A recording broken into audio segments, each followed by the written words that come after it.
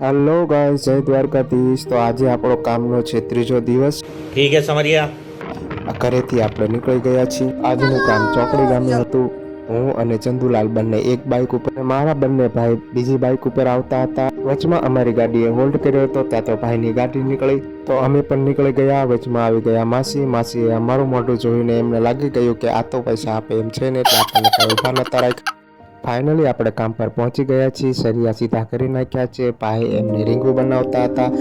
મારું અને ચંદુલાલનું કામ હતું જાળી બાંધવાનું, તો આપણે પણ પિંજરા બાંધવા લાગી ગયા છીએ। अच्छा हमको सिखा रिया है। પિંજરા બાંધીને ટાઈમ થઈ ગયો તો જમવાનું, એટલે આપણે બેસી ગયા જમવા। આજે મારે 11 હતી એટલે જમવામાં તો મોરૈયો જમીને થોડી વાર આરામ કર્યો અને આ જો અમારી જાળીઓ બંધાઈ ગઈ છે। જાળીઓ બાંધીને આપણે ધાબુ કરવાનું છે, તો ચંદુલાલ મારો નાનો ભાઈ બંને ધાબુ કરવા લાગ્યા છે। આપણને કરતા આવડે નહીં એટલે આપણે તો સાઈડમાં બેસી ગયા। ધાબુ ખોલીને હવે આપણે ઉપર રેતી ચડાવવાની હતી, તો હું અને ચંદુલાલ બંને રેતી ચડાવવા માંડ્યા।